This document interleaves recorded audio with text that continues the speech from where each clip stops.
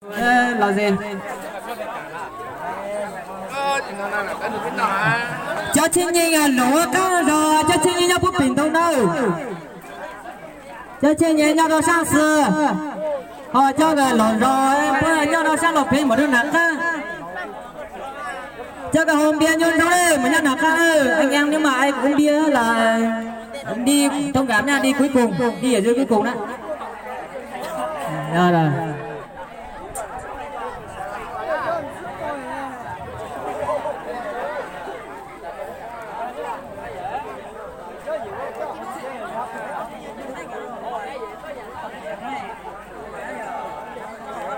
Trong đồ mà phải lúc này ở trong một bụng bổ ra bữa nay mình dập cái đông xa lên đúng đúng rồi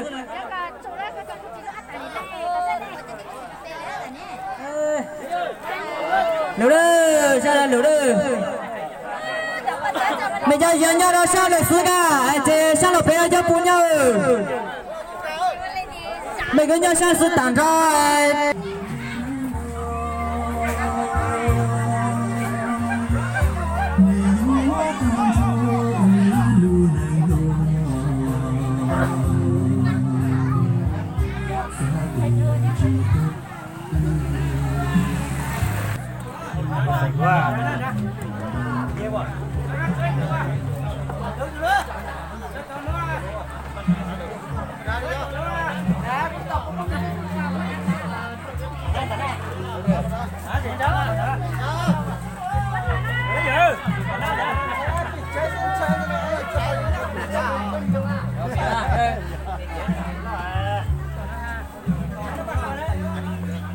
Này có tập phú với tập phú à đúng không? Chưa tập phú à? Tập đi ra. Đấy rồi. Không biết chơi à? Định cho chị à? Đấy. Ăn bao giờ là? Có. Thôn đó đây là thôn để ăn chả. Chưa nhớ nữa. Ra được hai con đường dưới đây nữa mà. Dưới này đây rồi.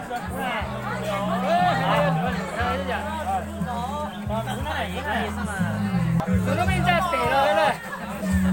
Có để cho xếp to. Đó nè. Thế giờ. Cho lửa nó này. Cho lửa nó cho. Đi ở chỗ bên ô là nó lắc ăn rồi. Có sự à. Thế xin một tao.